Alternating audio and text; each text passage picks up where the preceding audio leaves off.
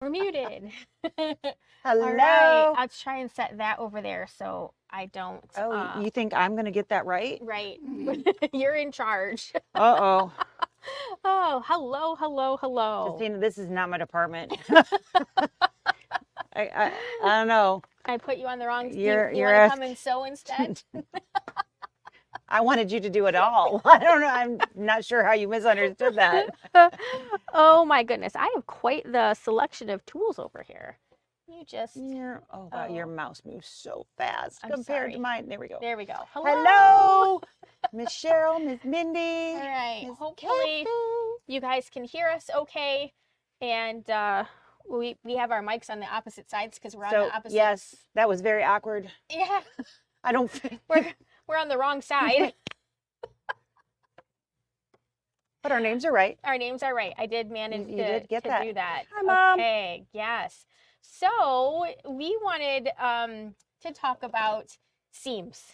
Yeah. Getting the seam you want. The seam you want. More specifically, yes. the 1/4 inch. The 1/4 inch. This works for all things. Yes. But specifically, the strips and the things that we're going to talk about are going to be specific to the 1/4 inch. Right. But you could apply. You can apply this technique to anything. Any others yes. as well. And if you guys have a special question, leave a comment. We'll do our very best to answer those. That's my job. I'm supposed to monitor that. So let's see. The thing that makes me absolutely crazy is when people write I'm going to do a scant 1/4 inch in that. Right. What is a scant 1/4 inch? I mean, I would like you to measure that for me. Exactly. What is a scant 1/4 inch? Right. I would like the actual size measurement for that, so yes. I can get that pattern correct. Right. So that your scant can be the same as my scant. Yes, please. And that's just. Anybody out there know what that actually means? Right. It's not. And we use. That's not a unit of measurement. It isn't. And it kind of makes quilters sound a little crazy, like if you talk to an engineer type person, because they would look at you and be like, what are you talking about? There is no such thing as a scant 1/4. There is a 1/4 of an inch, and then there's less than a 1/4 of an inch, whether it be a 16th or whatever. So, coming from like an engineer type family, and my husband is a woodworker and things like that. When you go to measure, right, I'd like you to cut that on the short side of that. The left side of the 1/4 inch? The left side of the line. It's not quite to the 1/8, but right. Not quite to the 1/4 inch either. That's still not a unit of measurement. It isn't. I mean, it makes sense in our head. Right. But that's still not a unit of measurement. So you can't put something like that in a pattern and actually expect everybody's pattern to come out. Right. Because there's no way for them to know what you meant. Yes.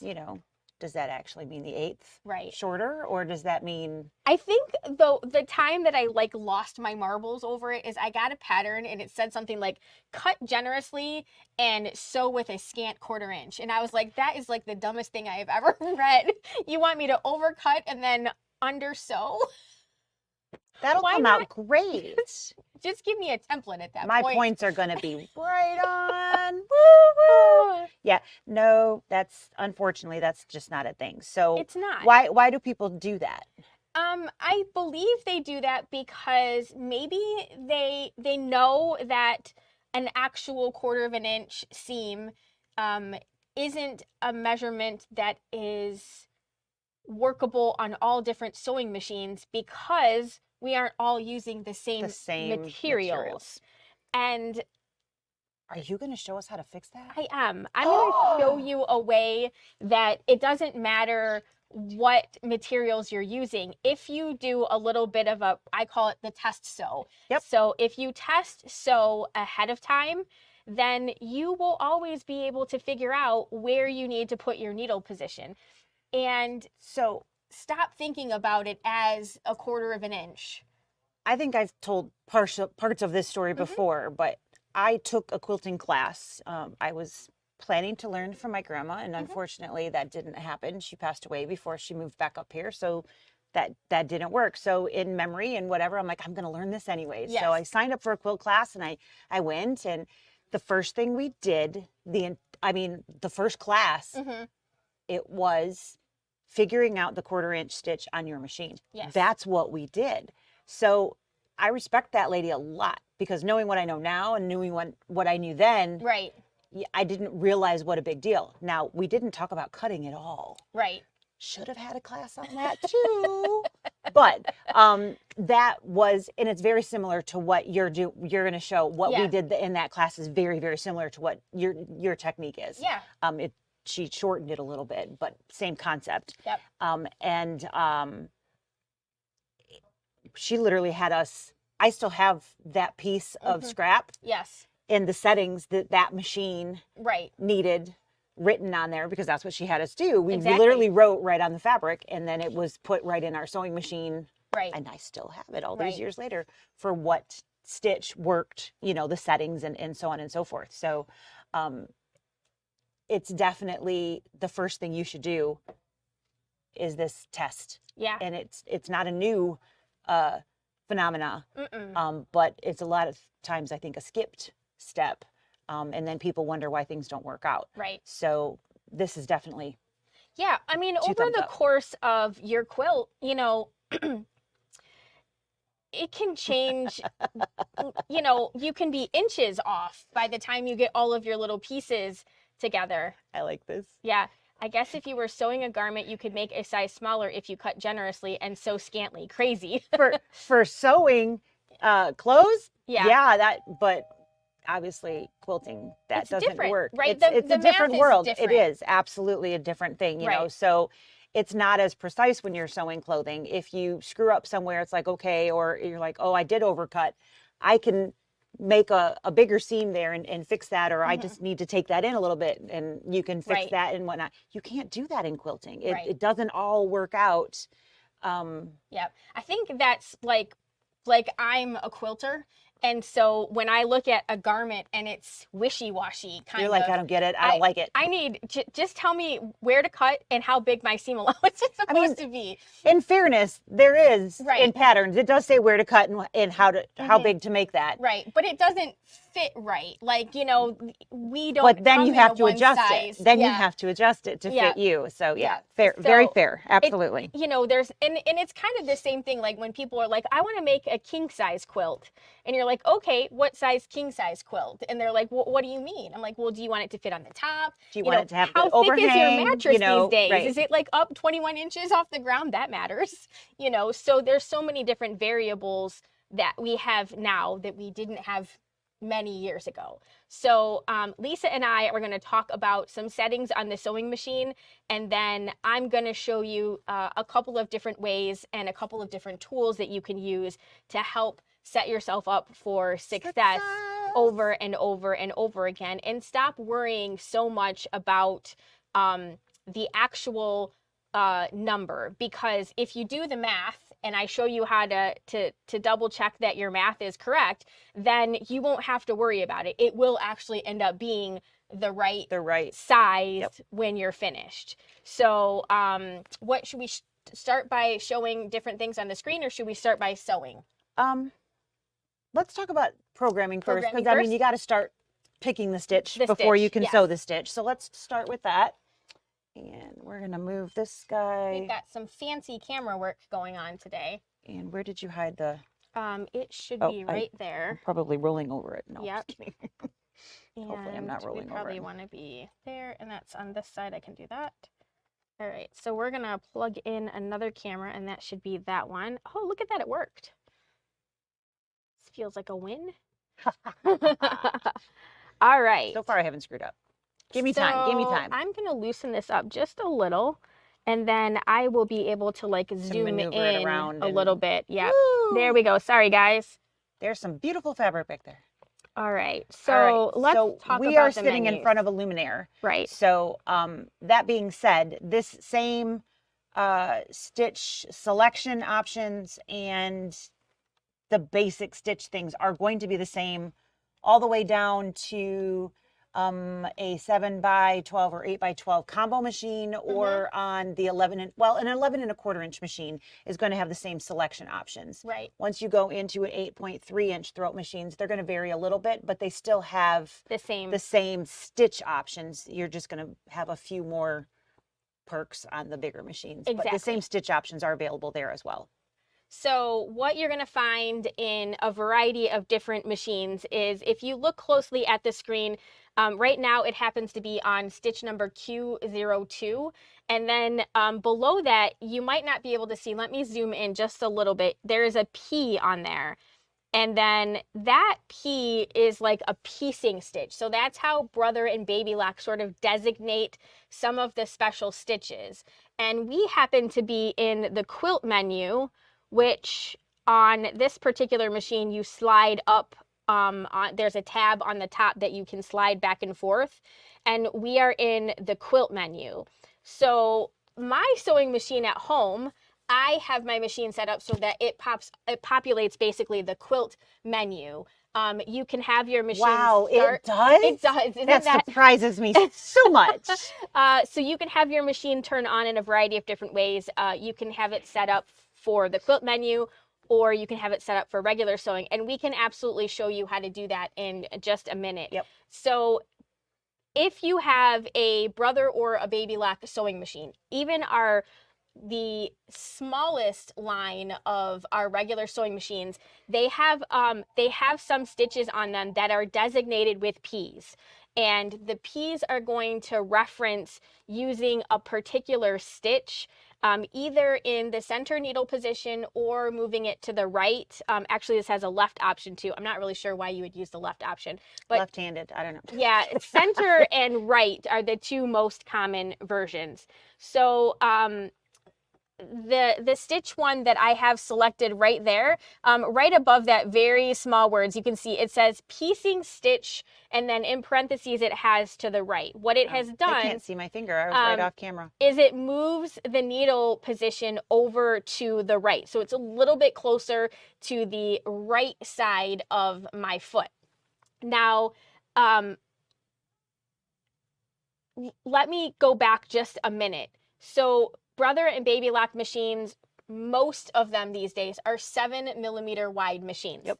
Which means the distance between the leftmost position and the rightmost position is 7mm, okay? So if you have anything that is higher than a 5.5mm machine, so your feed dogs are wider than that, when you use an actual 1/4 inch, so when you are in the center needle position, 1/4 of an inch is going to fall just to the left of your right feed dog. All right. So let me say that again. From the center needle position. Okay. So that would be 2. Let's go over there. Okay. And yep. Yeah, they're a little tight. Okay, so we are talking about the distance between your feed dogs right now, okay? Our Brother and our Baby Lock machines are 7mm wide machines, which means that the distance that we have in here, right, is 7mm, and then there's a little bit extra because the feed dog is on the outside edge of that. So if I were to use a 1/4 inch, so if I were to place this fabric on the 1/4 inch mark here, if you look closely, I completely covered this feed dog.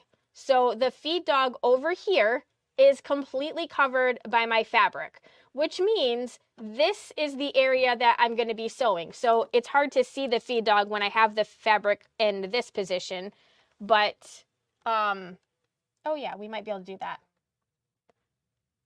So if you look right here, this is the 1/4 inch mark on my plate, and this whole part of the feed dog is completely exposed, which means I have 0 fabric underneath that feed dog right there. So I'm only using one of the 2, which means my fabric is probably going to list and pull a little bit. Yep. So anybody who has a sewing machine that is wider than 5.5mm, so your stitch width is wider than 5.5mm, if you use a standard 1/4 inch foot with the needle in the center position, your fabric will fall short of the other feed dog. Yep. So you will only be using half. So you will only be using half, because that's just how it mathematically works out.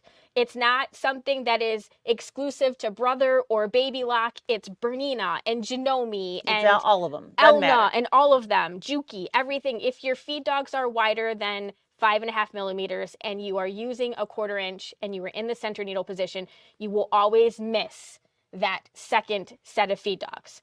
So what I'm going to be talking about today is how to move our needle position over and use a foot that is not an actual 1/4 inch foot. We're using our standard J foot, which is much larger, and we're going to be using the edge of the foot as our guide for our fabric placement. This is going to help us so that we have the feed dogs completely covered and we get a much more consistent pull. Exactly. So that's what I'm going to be talking about today. We're not going to be using an actual 1/4 inch foot to do this, but we're going to be talking about how to set up your machine so that you can have the feed dogs pulling through your fabric. Okay. So we'll go back to the screen now. There we go. Nobody gets sick here. Nobody gets sick today. We're trying. How am I doing? That looks pretty good. I'm going to back out just a smidge. Good? Yep. All right. So we have selected the piecing stitch, which in this particular machine is Q02.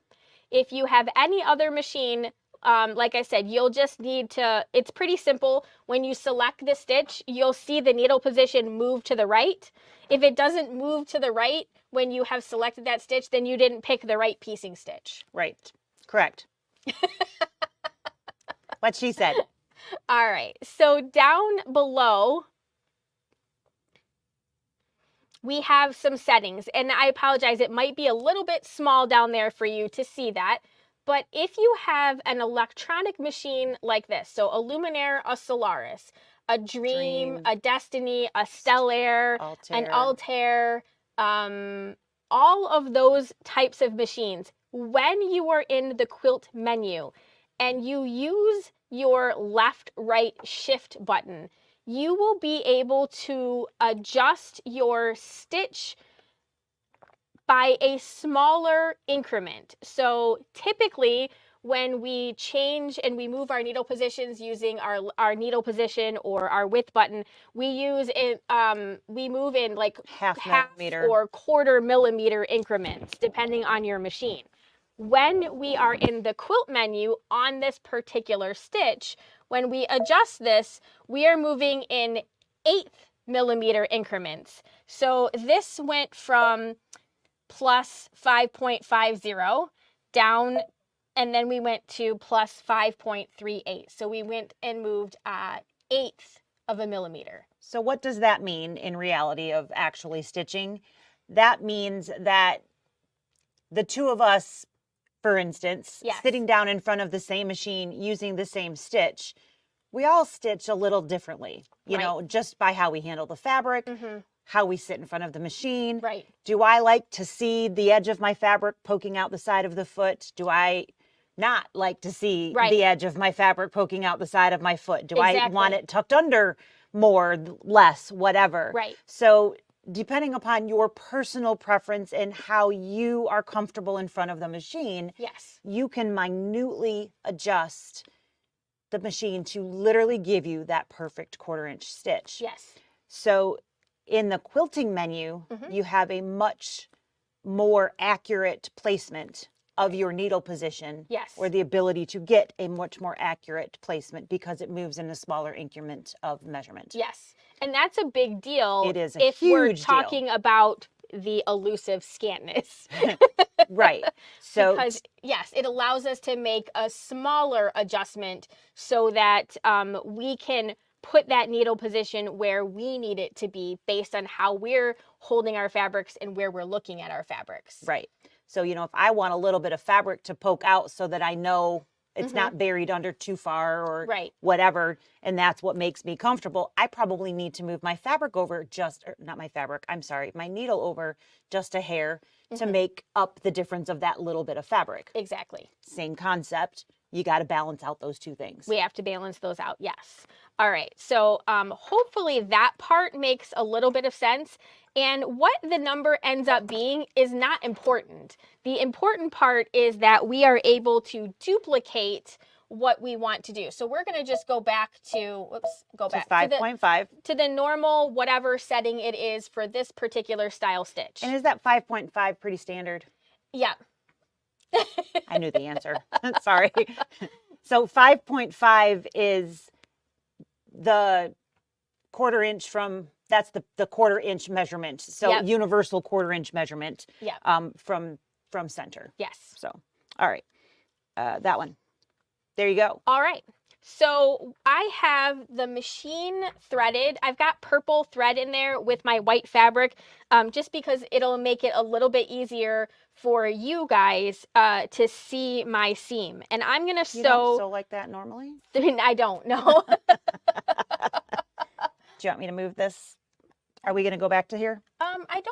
We probably don't have to. But we can pop it back on easy if we needed to. All right, so because I have my needle position moved over to the right, I am going to line my fabric up with the edge of this particular foot here. You could also line your fabric up with the edge of your feed dogs. So sometimes when we have snap-on feet, we have a little bit of play in the foot. And if your foot is listing to the left or listing to the right a little bit, it can vary your placement just a teeny tiny bit. So, well, if I'm doing a lot of piecing, I like to use an actual seam guide. Do you? Yes, I do. Depends on what I'm doing. Honestly, I don't. For me, with a seam guide, I tend to push my fabric into it, which automatically makes my seam larger. Okay. Yes. And I'm not really sure why, but there's like a part of me that's like, oh, it wants to be pushed up against it. Yeah, I need to be up. Otherwise I'm too far away from it. It's some sort of silly mental. It's like your head looks at it and goes, it's not close enough. I'm not close enough. Yeah, I have a hard time finding that. Now, if I'm working with something that is larger than a 1/4 inch seam, I almost always use that because my brain has a very hard time not doing a 1/4 inch. That's right. In my mind, that is like it might as well be 3 inches, even though it's only a 1/2 inch because it feels huge. Yeah. And I keep wanting to make it smaller. So, that's just because of how often I sew with a 1/4 of an inch. Your normal seam is a 1/4. So anytime it's not a 1/4, it seems off. It's huge. Yes. So there are a couple of different seam guides that you can use. There is this one right here, which is magnetic, and it will fit onto the plate of your machine, and you want to set it back a little bit back here. You don't want it to be way up here. It's not going to do you any good back there. It's too late. No, yeah, a bit further up. Don't stare at your needle. That will definitely make you sew crooked. Find another point that's a little bit in front of the needle to look at. So one of the things we get asked a lot about that, and I'm sure somebody out there is thinking it, is that magnet going to cause a problem to my machine? No. Because we certainly, I get asked that all the time. Right. So I just wanted to throw that out there. It is not a problem. We wouldn't sell them if it was a problem. So it is not going to screw up. I'll stick a gigantic magnet Absolutely. on my machine. Not that you guys can see that, but it is not going to change anything in your machine. So I just wanted to mention that because I'm sure somebody out there is thinking, oh, isn't that magnet going to mess something up? It is not. You're fine, absolutely fine to do that. Yep. And then we also have this tape, and this is called diagonal seam tape, but you can also place this on the bed of your machine. Again, you would use like one of those guides along the edge of your foot. It gives you something to bring your eyes forward to look at. And then in truth, by the time it gets to the needle, it's too late. Yeah. So you have to have everything lined up in front of the foot, because otherwise it's too late. You're already unsewing. Yep. And then we happen to have run out of these. This one, I actually use this all the time. That's the one I use. I don't use it when I'm piecing. but I do use this a lot. I use it when I'm top stitching. I'm doing all kinds of like my handles for bags and things like that. So I use this a ton. It is universal for most of our Brother and Baby Lock machines, and it sits, there's a little screw over here that it screws into, and then it moves left and right. So we'll get more of these in. These are about $25. So I use that a totally lot. Worth it. I love totally that one. worth. It's very, very easy. And it just screws into the plate right here. Yes. So we do have, I love this. Oops, wrong one. Sorry, we got a new one. Hang on. All right.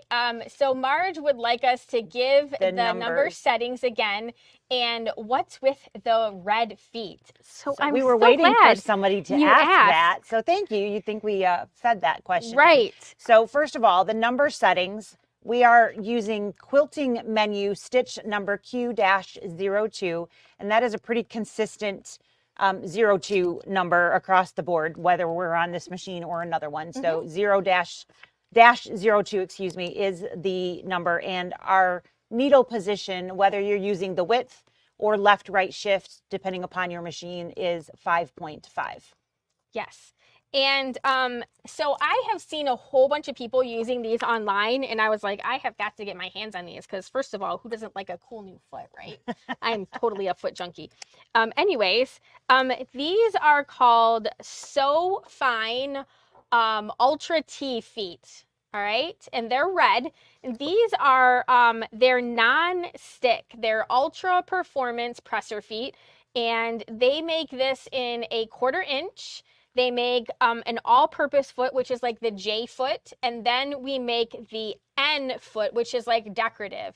So one of the things that I really like about this foot is actually how snug it is. Yeah, so there's not as much play. When I compare the two, so there's a significant amount of play in this foot when I have that on. So depending on where I'm sewing, like I said, that can push the fabric and or your needle a little bit. So that is my only complaint sometimes about the feet, is that I feel like they're just a tad bit sloppy. And this one is less so. There's no play whatsoever. It's not going anywhere. And I don't know if you noticed, when she went to try to take that off, she had to actually pull it off. I pulled a little bit. It snaps much tighter. So yep. There's definitely a difference. So it comes as a 3-piece set. It comes as a 3-piece set. Really cool too. And it's $50 for the 3-piece set. So $49.95. Pretty good for 3 feet. And they are Teflon. So if you're a bag maker or you use a variety of different things, it's super slick. But it hasn't been so slick that it's not been great. It's not working for your average stuff too. Yeah, I'm playing around with these. So we only got a couple of these in, but if anybody is interested, we can definitely get more of these. And I'm definitely really enjoying the foot. It's kind of a fun thing. The other thing that's really nice is it is really easy to see the edge. The difference between your foot and the fabric. Right, because it has because it's so bright. It's super easy for me to see. Well, in the non-metal, also there's no glare from your lights or anything like that too. Exactly. So we do have another question here. Oh gosh, it did it again. I'm so sorry. Right when I went to click, it pops in there, and I click. See, I told you, not my department. Yep. So sorry. How do you put the seam tape on your machine? So you just cut off a section, but you would want to use a ruler. Yeah. Or another seam guide of some sort to measure and make sure that you are putting in a right place. So placing a straight edge ruler up against the measurement position so that you're getting that sticker in the correct spot. Mm-hmm. Yep. And then wherever it is that you're going to place your fabric, then that would be like the line that you would use for this. What this tape was originally designed for, of course, I don't always use things for the same purposes. This was designed so that you can cut a piece of it off, and when you have a square of fabric and you are trying to sew diagonally from one corner to the other, normally you have to draw that line. So this tape is designed so you literally put the tape across from diagonal to diagonal, and then it gives you the position to sew on, and then you can just pull it off. But I use that tape on the bed of my machine as a visual guide when I need something to follow. Follow. Yeah, farther. and it's kind of like washi tape, so it doesn't leave a really significant sticky residue on. No. Yeah. They also make a variety of like I have some plastic ones that you can tape on the bed of your machine as well. The problem with the plastic one is that you have to like cut out the area where your feed dog is, and that's the key. If you lose the key, then it never like goes in the right spot again because it doesn't fit around all the area. So so this is one of those just nice things. And yes, you can sew on vinyl. That's the great part about a nonstick foot. That's one of those things that is a really good advantage to sew on there. So what I'm going to do is I am going to line the edge of my fabric up with the edge of this foot. And what is your fabric? My fabric, I just have 2 pieces of fabric. We're going to have 3 because we're going to sew 3 pieces together. This is my sewing test. Yep. And I cut my fabric pieces 2.5 inches by 6.5 inches. So all 3 of these pieces are cut the same size. So 2.5 by 6.5. When I'm done sewing my 3 pieces together, my fabric should be a square. It should measure an equal 6.5 by 6.5. And I should be able to measure the inside rectangle. It should equal a perfect 2 inch. If it doesn't equal 2 inches and it is bigger or smaller, then I need to move my needle position either further away or closer, depending upon whether it was bigger or smaller. And the reason that I recommend a sewing test, and I recommend you do a sewing test with the same type of material that you're going to use and the same thread that you're going to use, because different weights of thread and different types of fabric, they take up more space in our seam. Right, when you press that open When you press it, yes. And measure this depending on how you're going to press. Because if you are a person who presses their seam open, you will have less bulk in your seams, which is going to affect your seam allowance. It's going to, absolutely. That's right. So if you like to press your seams open, and I'm not here to be the seam open police, I'm just saying that that is definitely going to make it a difference, because you won't have the actual fabric taking up this or that space. Versus that is going to make a difference. It really does make a difference. And so I'm a big believer on picking away and not necessarily bouncing back and forth between the two. In a project, unless you're paying attention and you really know where to move your fabric when you're doing that. So that can be a little bit confusing for you if you're doing a complicated project. So like if I'm going to press a part open, I will do all of those parts first and then do the other parts, making it that little bit of adjustment. So right now we have made 0 adjustment, and I don't know how this is going to turn out. It could be perfect and we might have to change it. And if it is perfect, then we'll move it so that you can see the difference. We'll change it, make it wrong. Yep. So I'm just going to sew here.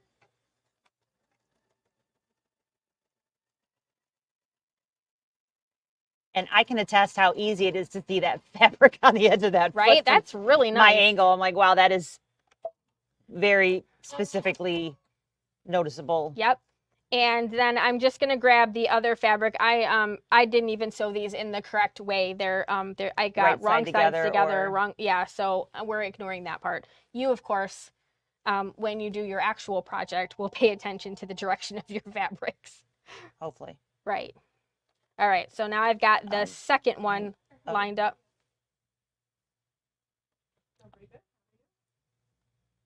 Yeah. Yeah. So don't you want it the other way? Yeah. Okay. No? Yeah, I'm not paying much attention to what I'm doing. So we're going to sew our fabrics together. That's making sure you're paying attention. Yeah, I'm sleeping over here. You know, I don't have to do anything except push buttons. So. All right. I planned it that way. I needed a nap. Oh, that did not.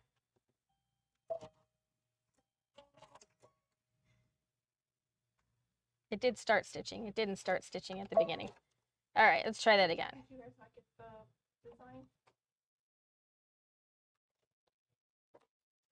There we go. The background music. Evidently today's banjo. Banjo. All right.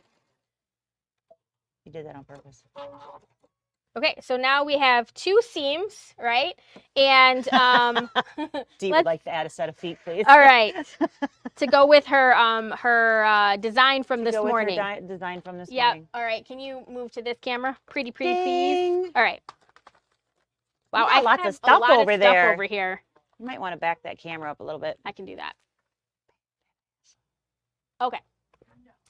So I have my 2 pieces sewn together. All right. Now I would normally take this to my pressing station, and I would press that really well. So I'm just going to finger press this here, and I am being gentle with it. I certainly don't want to stretch it out of proportion. I don't see a roller. I was going to say, I don't. Why. I was looking for a roller, but I don't see one.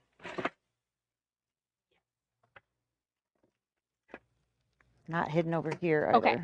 Sorry. So now I have this piece of material, and it's pressed-ish. So what I'm going to do is I'm going to set my ruler on top of this. And what I'm looking is on the inside of this, I'm looking to see where it is. And now my seam allowance is too big. I'm going to zoom closer to this to hopefully get around the glare.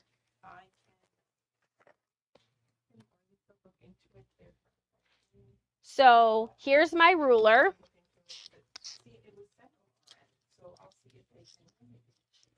And here is the inside of my seam.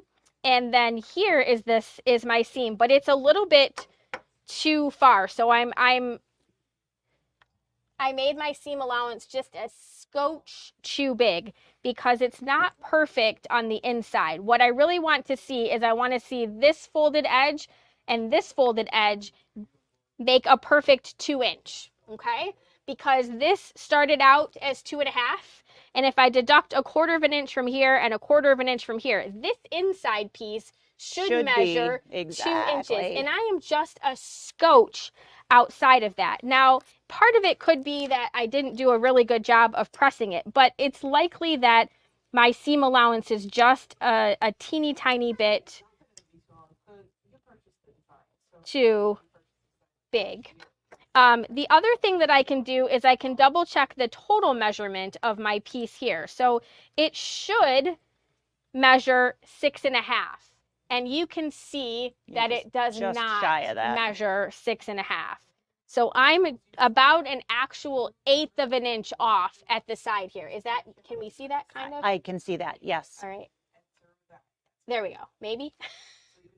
So here, I am an 1/8 of an inch off. So what that means is I need to move my needle position to the right. So I need to move it over so that when I measure this, it actually measures correctly. So we're going to move the needle position to the right 1 click, and we're going to try it again. Yep. Ding. Ding. So we are now at 5.63. And honestly, this is where mine is set at home, so it's not that big of a surprise that that's what it needed to be here. That just happens to be, I think, the direction that how you angle or whatever. Them in. Yep. Because there is that weird angle. There is something that's... Yes. Yep, for sure. So I wonder, I can't even tell what the right sides of this fabric is. I have a black light in my drawer. Would you like it? And we're going to try to get more accurate here. So I also really miss my knee lift right now. Okay. Would you like it? No, it wouldn't work because it's up here. Oh, yeah, it's way over there. Yeah. Okay. Move the machine towards you. No, I'm just being a brat. Yeah. I think my buddy just implied that I'm a brat. Yeah. All right. I'm not being a brat. Now I'm going to do the same thing. So I'm going to make sure that I am sewing these in the right direction. But that's the only thing I could think of that. She can also sign into her Kimberbell account and find them herself if it's a Kimberbell design. I don't know if Tucker knows that. Okay. I don't even know if that's for sure what she's talking about. So here we go.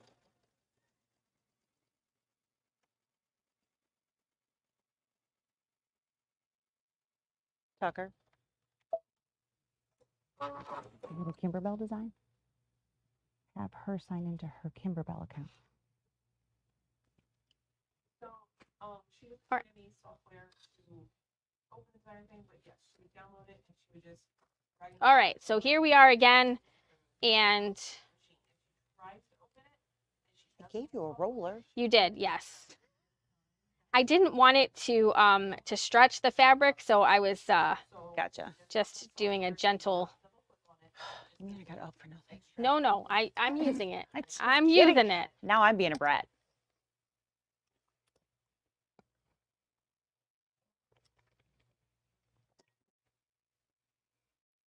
Switch forward just a bit. There you go. All right, so now let's see where we're at. All right, so we're pretty good.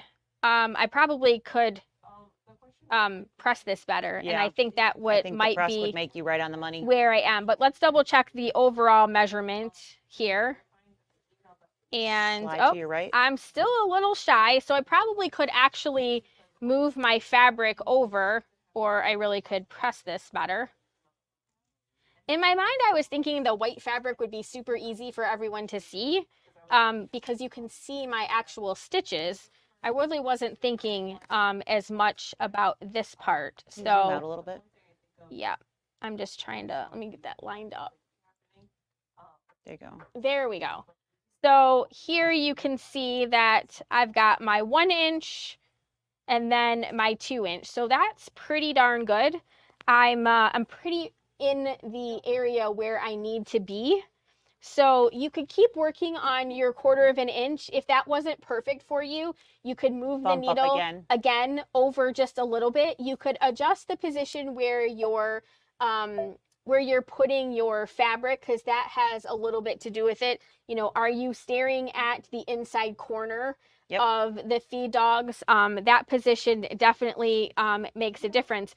And then the part that I was talking about, thank you, Leslie, the seam taking up some of the space, there is like the fabric that we have here, right? It does take up some of the space.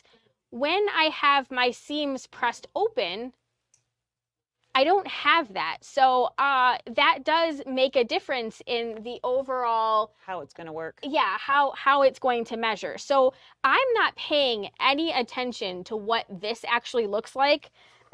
If we were to measure that, so it's pretty much a 1/4 of an inch from like the edge of the stitch over.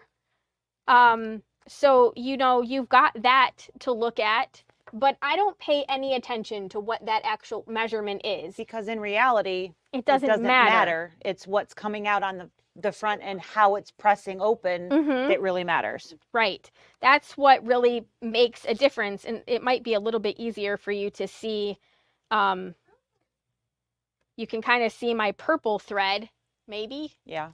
A little bit on the inside. So that is what we're trying to do, is we're trying to get our seams to be right at our 2 inch mark. And we're trying to make sure that the overall size is the 6.5. So here is my 6.5 inch mark. And there we have our 6.5 inch. So right up at the top there, we're right in our 6.5. And that's the goal. The goal is that I'm 6.5 by 6.5. This side shouldn't have changed at all because that's the cut size. That would have been interesting. Then that's a lesson for another day. That's a lesson for another day. That is absolutely right. So now if my block was coming out completely too big, then I would need to back off a little bit. When I am sewing with flannel fabrics, I need the actual seam allowance ends up being just a little bit smaller because that flannel actually takes up a lot of space in my seam allowance. Yeah. And the reason that I measure the space in between is because the goal is that the block finishes out to be the size that I need it to be. The pattern says it needs to be. That's right. If I'm working on a 6-inch block, I need the block to finish at 6 inches.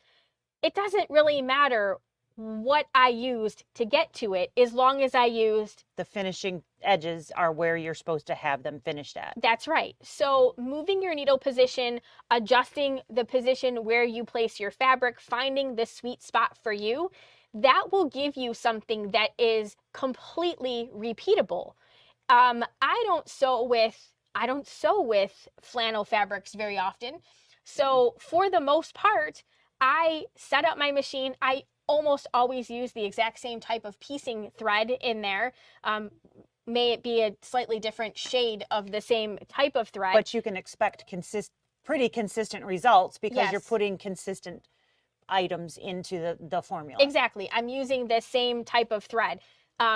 Whenever I change thread brands, even if it says it's still a 60 weight thread, or if it says it's a 90 weight thread, it doesn't matter. Same ply, same weight. Right. I doesn't always mean check, it's the same. because there are no thread guidelines. So there's no thread police out there saying your 60 weight doesn't match your 60 weight, doesn't match your 60 weight. It's just whatever the thread manufacturer deems as 60 weight. So paying attention to the different manufacturers means that I am paying attention to where I put my fabric, where I move my needle position, and those types of things. So hopefully that makes some sense. What we're doing by creating the sewing test is we're creating something that we can duplicate. We can say, okay, I have sewn with this thread, I have sewn with this foot, I have sewn with this fabric, and this is now matching exactly where I want it to be. Once you have that, you can save those settings. Most of the machines have the memory capability of, you don't have to remember or write it down. You can just push memory in. Exactly. Now, if you change thread types frequently, you could put a little, you could have a thread book, you could have a little note that you say, oh, when I am going to use this particular type of thread, these are the settings that I'm going to use. But I promise you, finding a way to make this work with a thread and a certain type of fabric will make you more consistent whenever you change anything, because what you will do is you will learn to be consistent. Right. Because now you have a place to be consistent. It's like, when you make a recipe, if the only thing that you ever do is you add a little bit of this and you add a little bit of that, it never comes out exactly the same over and over and over again, because you change the unit of measurement that you're putting it in. If you do something like this, you will be able to duplicate what it is. Absolutely. And then it will not matter what pattern you are using, because I promise you, when we write the pattern, we are writing the pattern with math. Math says that we're deducting an equal amount from our seam allowance, which is typically 1/4 of an inch if you are a quilter. Right. So if we say 2.5, right, the finished size will be 2. Yes. That's the math. That's the math. You've got to figure out your path to get there. Right. Which is what we're talking about here. And then you don't have to be nervous about what this elusive scant is. How far to the left? How far to the right? This is a way that it doesn't matter. Stop measuring the actual seam. Measure the distance between two pieces that you have pressed, and press them the way that you're going to press the quilt. Exactly. So don't do what I did. Don't take it over here and do a loosey-goosey press. Go to your actually iron board, press it, and make that. And the things that I did not do in this that I typically do, this is not starched. I normally starch the fabric. Right.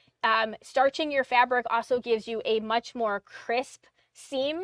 So it will definitely... It'll make it easier for measuring. It does. And the fabric is less likely to stretch. It also kind of doesn't do that little shift as much at the corner and the end. But your test should be the same as what you are going to be sewing in your project. Yes. So we're certainly going to be starching our quilt fabrics. So you should be starching your test product as exactly.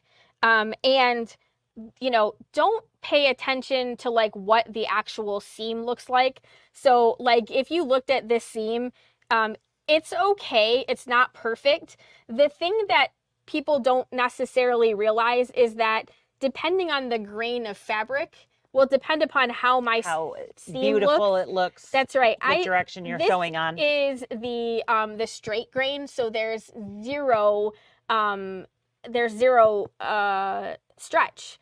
So it kind of looks wobbly a little bit. Right. If I were on The other direction. with grain, Yep. yeah, from selvage to selvage, I would have a little bit of stretch in my fabric, and the threads will sort of nest into the fabrics just a little bit better, so your seam looks a little bit better.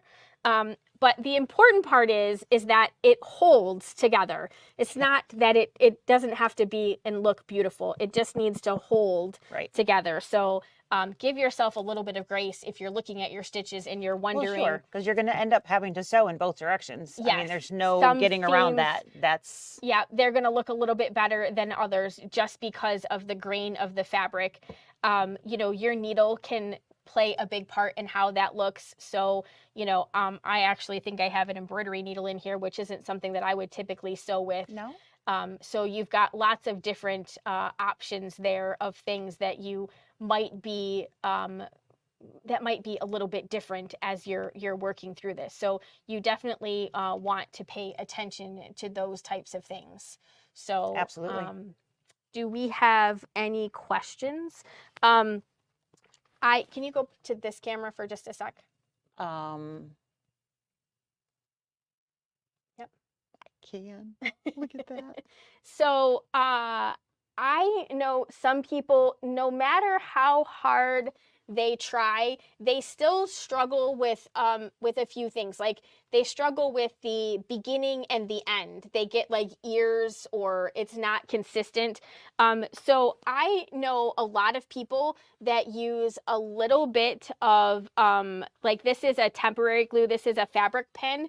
Some people will put just a dab in the corner at the beginning and the end, or they'll put a dab of this where they have a seam that meets.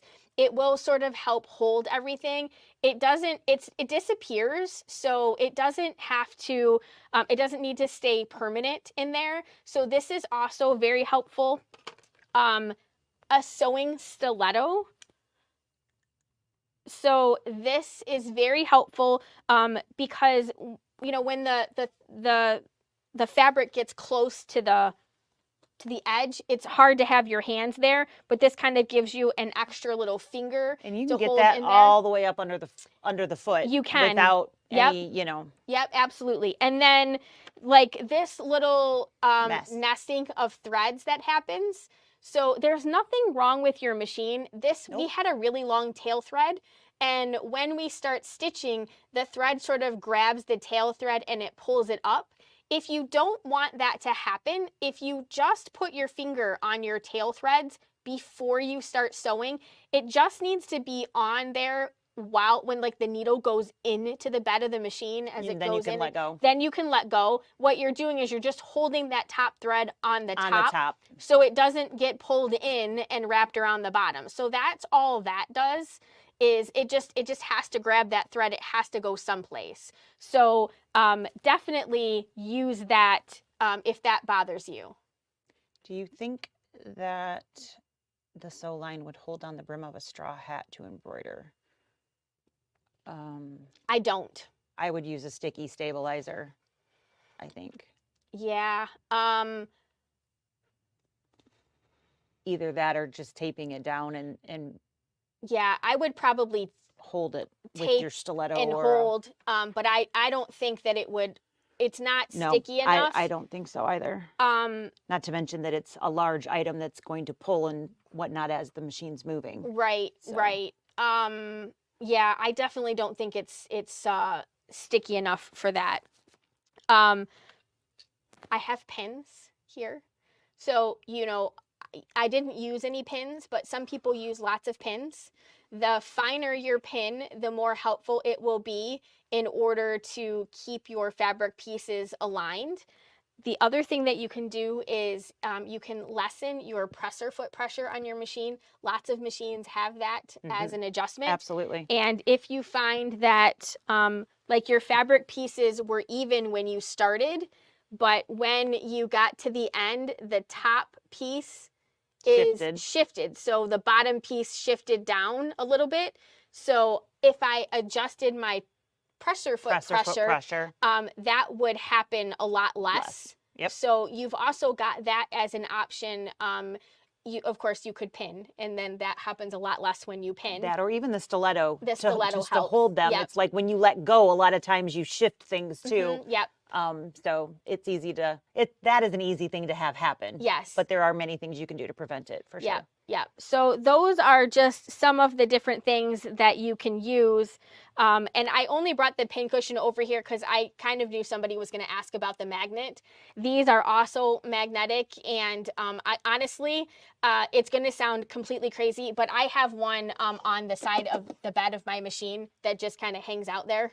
And it doesn't affect, it's never affected my machine or anything. So don't worry about that. Yeah, the magnet's not an issue. They're not strong enough to cause any issues whatsoever. You think about all the magnetic hoops and all of the things that we have for sewing machines these days. It is definitely not the concerns that we once had, for sure.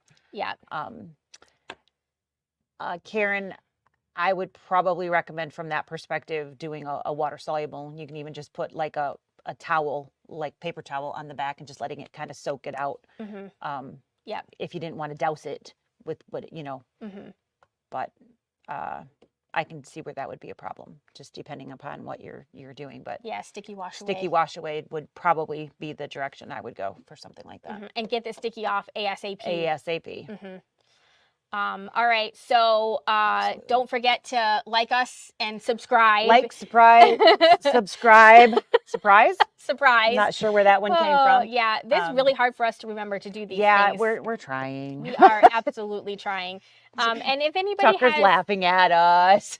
any questions, sounds good. And you purchased your machine from us and you want to know where that sweet spot is on your machine, yeah, absolutely. Definitely give us a call, or we can schedule a lesson and we can help you with that. Even if you didn't buy the machine from us, if you have a question about your brother or your baby lock and you want to know where that stitch is, and you were watching us today, give us a call. There's the phone number growing at the bottom, or give us an email, or I guess we made Carol mad. I'm sorry. So sad. But that is it. That's what we've got. Can you think of anything else? I can't. Who knew I could talk about that for an hour? 2 hands up. It always goes so fast. We think, okay, well, yeah, we'll have time to talk about that, or we'll have time to talk. We never do. It's whatever the single topic is. This morning we did let everybody know that the new metallic threads have arrived. So if you are a King Star metallic thread lover, we do have the 3 new colors available. I don't remember what their actual names are, but it's like a leafy green, white, purple, and fuchsia. Thank you. Fuchsia, leaf green, and light purple are their actual names. And that is MA 25, 26, and 27. So how did you go? Oh, I did absolutely. Say, yes. Let me, that's, where did I put it? Like looking on the floor. Let's put this here. See, we need you guys to remind us of these things. All right. Are you good? I am. All right. So here's our screen. We're going to go to wherever your settings is, which is the piece of paper with the turn down corner looking guy there. And then you're going to get a whole bunch of other stuff. And everybody's machines have different things on different pages. So outside of this machine, I can't tell you what page it will be on, but the setting is still the same. It's on that page. The initial stitch page is what we're looking for. And you have the option of your standard utility or your quilting. And so if you touch the Q, that will be your quilting menu. And when you go to sewing, or if you only, if you don't have your embroidery on and you're going, whatever, if you turn on the sewing menu from the home screen, it will automatically open on the quilting menu. Yep. It's that simple. That simple. So again, your settings menu, and then scroll to whichever page has initial stitch page and choose quilt. Yep. That's how it's done. And that's how easy it is. Yep. You've got so much stuff in that settings menu. Definitely, if you've never gone through take that. a gander. Yeah. And look, we've done a couple videos just on the settings menus. Definitely go through there and take a peek. There's so many things that you can do. You know, some of it's silly. I was reading a post that somebody's husband, they had named their luminaire Luna. And somebody's husband had put in a update for them, and her husband renamed it Lunatic. I was like, oh my God. I replied, I said, I'm so sorry that you were having problems in it, but oh my God, that's hilarious. I was just like, your husband changed the name of your machine to Lunatic. Yeah, I thought that was fantastic. It's just like, that's good. This is why I don't let my husband touch my machine. Every time I used to take my sewing machine in for service, my machine would come back with some new name on it. Yes. Tony doesn't do that to us. He doesn't. But it was always interesting. Hopefully he's not listening to I was always wondering. I was like, I wonder what crazy name I'm going to get this time. So, Karen, what is her question? Reminder, will there be upcoming posts of classes from last week's virtual from you both? Last week's classes. Oh, I wonder if she means the lunchtime learning from customer appreciation. We did say that we would talk about some of the stuff that we did that we would try to do some videos of those.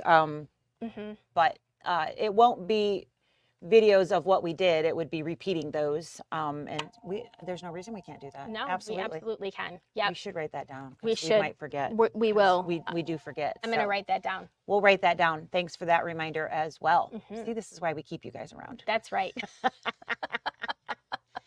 All right. Well, I think that is all we have. All right. Well, thank you so much for joining us today.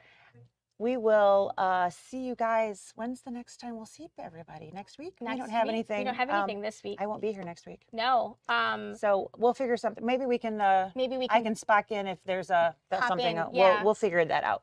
I will be at convention. Yes. So there'll probably be. We'll probably do something live. Post some random Monday things. Something or next week about the new product. So there will be a new product email coming out. It will definitely have brother information in there. It may not have baby lock information in there. Yeah, I don't think they're releasing on Monday. Right. So but there is new baby lock stuff coming. There is. Absolutely. So if you're hoping for new baby lock stuff, just wait. Yes. Or call and we'll talk to you about it individually. As much as we know, which isn't a ton yet. But new brother information is released coming around the corner. On Sunday. So an email will come out Sunday night with the new stuff. And it's kind of cool. So a lot of you guys are going to be really happy. So we're happy about that. Good stuff coming. Next week will be different. We'll keep you posted on what's going to be when, but just look for a notification like today's of when you can find us, because we don't know when we'll be where. Right. So we'll see you then whenever it is. Yep. Thanks. Bye. Thanks for watching. Wrong one. Up. I was there. It moved on me.